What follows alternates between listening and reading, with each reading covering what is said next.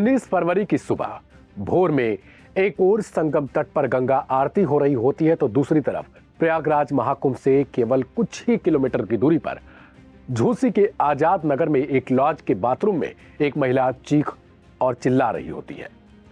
लेकिन अफसोस कि कोई उस दौरान सुन नहीं पाता क्योंकि कमरा अंदर से भी बंद था और बाथरूम का दरवाजा भी बंद किया गया था।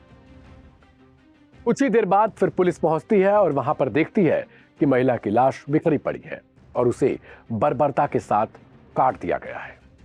पुलिस के होश उड़ जाते हैं क्योंकि अब एक ब्लाइंड मर्डर उसे सॉल्व करना है जिसमें ना ही कातिल का पता है और ना ही हत्या किस तरीके से की गई, क्यों की गई, ये सब कुछ नहीं पता है।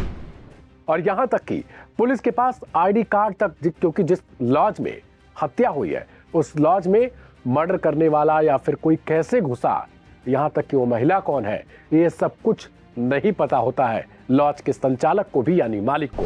आखिर कैसे गिरफ्तारी होती है महाकुंभ में एक ऐसे व्यक्ति की जो करीबन 4 महीने से अपनी पत्नी की हत्या की प्लानिंग कर रहा था, और आखिर उसने महाकुंभ को ही क्यों चुना।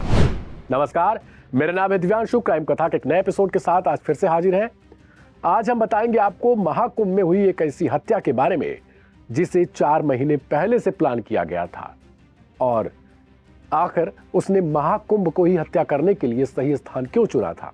दरअसल दिल्ली में तैनात एक सफाई कर्मी जिसका नाम है अशोक वाल्मीकि, वो अपनी पत्नी से नफरत करने लगा था और ये घटनाक्रम हाल ही के तकरीबन 1 साल के अंदर हुआ। अशोक वाल्मीकि और उसकी पत्नी मीनाक्षी से उसे 3 संतान हैं, लेकिन कुछ साल पहले से उसका अफेयर किसी और महिला के साथ हो चुका था। अब यह महिला आखिर कौन थी और यह महिला महाकुंभ में कैसे पहुंची, जबकि अशोक अपनी पत्नी मीनाक्षी को लेकर भी महाकुंभ में गया हुआ था। एक सीसीटीवी वीडियो आपको दिखा रहा हूं मैं। इस वीडियो में देखिए, यही वो कातिल है जो एक महिला को लेकर घूम रहा है, लेकिन अफसोस की बात, ये उसकी पत्नी नहीं, उसकी गर्लफ्रेंड है, यानी उसका अफेयर जिसके साथ है। और एक दूसरा क्लिप हम आपको दिखा रहे हैं जो खुद अशोक वाल्मीकि ने अपने फोन के सेल्फी कैमरे से रिकॉर्ड किया है। अब इस विजुअल में देखिए, ये जो महिला आपको दिख रही है ये वही मृतका महिला है जिसका नाम मीनाक्षी है और ये अशोक वाल्मीकि की पत्नी है, यानी दोनों के साथ इसका वीडियो है। और उसी महाकुंभ में 17 फरवरी को अपनी पत्नी को किसी तरीके से वो तैयार करता है महाकुंभ आने के लिए। अशोक जैसे ही महाकुंभ में पहुंचता है उसके बाद उसका शातिराना दिमाग शुरू हो जाता है।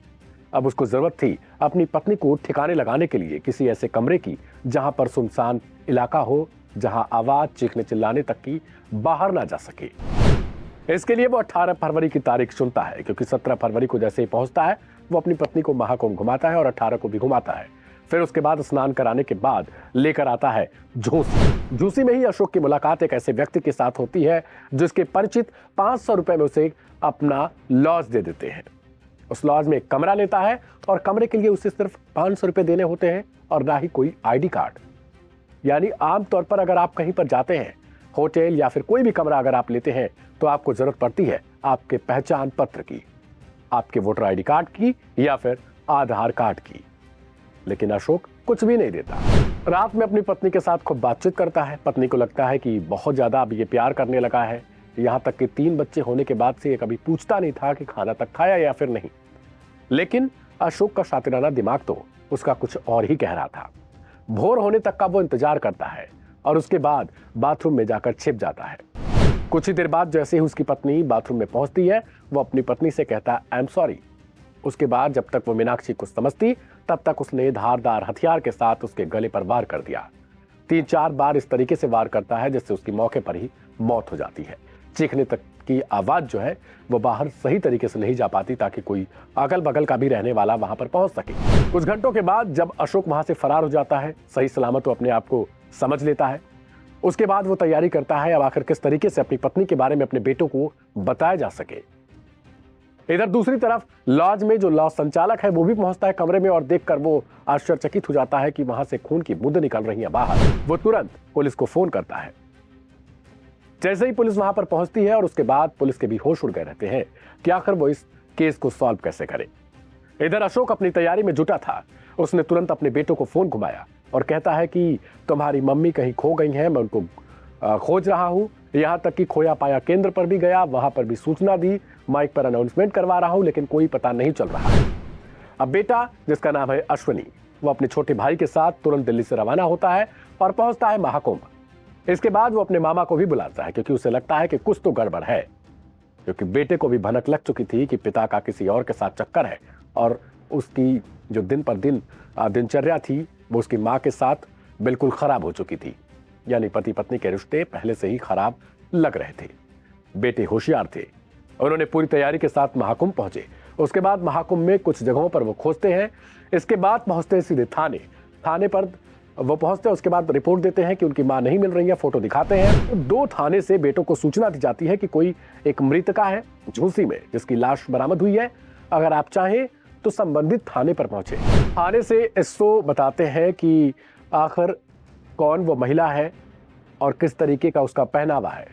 फिर जो बेटा है अश्विनी, उसने तुरंत अपनी जेब से निकालकर एक फोटो थानेदार को दिखाई और उसके बाद बोला, यही मेरी मां है। जैसे ही थानेदार ने देखा, उसे लगा कि अब जिसकी मौत हुई है उसके रिश्तेदार यहां पर आ पहुंचे हैं। थानेदार सवाल जवाब करता है कि आखिर तुम्हारे पिता कहां हैं? तो वो बताता है कि वो महाकुंभ लेकर मां को आए थे और मां इस हाल में मिली है। पुलिस को तुरंत शक हो जाता है कि आखिर फिर पिता कहां फरार है। पिता को किसी तरीके से अश्विनी अपनी जाल में फंसाकर बुलाता है। जब वो जैसे ही वहां पर पहुंचता है, उसे पुलिस तुरंत गिरफ्तार कर लेती है। इसके बाद किसी तरीके से जब पूछताछ की जाती है तो अशोक वाल्मीकि अपनी गुनाहों को कबूल करता है और बताता है कि किसी और महिला के चक्कर में उसने अपनी पत्नी को मार डाला और यही नहीं बल्कि बेरहमी से हत्या की। इस हत्या के सुलझने के बाद वहां पर जो लोग थे, यानी महाकुंभ में जैसे जैसे ये खबर पहुंचती गई, जिस हिसाब से खबर लोगों को लगती गई, वो भी अलर्ट होते रहे कि यहां पर ऐसी घटनाएं भी हो रही हैं। लेकिन बड़ा सवाल यह है कि 4 महीने पहले से अशोक वाल्मीकि अपनी पत्नी को मारने की प्लानिंग कर रहा था। यहां तक कि वो हरिद्वार तक लेकर गया था 2 महीने पहले। लेकिन हरिद्वार में होटल संचालक ने उससे सीधे तौर पर बोला कि अगर आपके पास कार्ड नहीं है तो हम आपको कमरा नहीं दे सकते। इसके बाद अशोक को लगा कि अगर मैं अपनी पत्नी की हत्या इसी होटल के किसी कमरे में करता हूं तो मेरे आईडी कार्ड के कारण मैं पकड़ा जाऊंगा। लेकिन वो महाकुंभ में बिना वोटर आईडी, बिना आधार कार्ड के भी लॉज लेता है, कमरा लेता है, फिर भी वो पकड़ा जाता है। कहते हैं गलत करने वालों के साथ गलत होता है और वो कभी न कभी उनकी पोल जरूर खुलती है, और जब खुलती है तो फिर उनके पास पछताने के लिए भी समय नहीं बचता है, क्योंकि सिर्फ वो वही घटना सोचते रहते हैं जो उन्होंने उस वक्त किया था। मेरा नाम है दिव्यांशु। किसी और एपिसोड में फिर मुलाकात होगी, तब तक के लिए दीजिए इजाजत। अगर वीडियो पसंद आई तो इसे दूसरों के साथ शेयर करिएगा ताकि ये खबर हर तरफ फैल सके।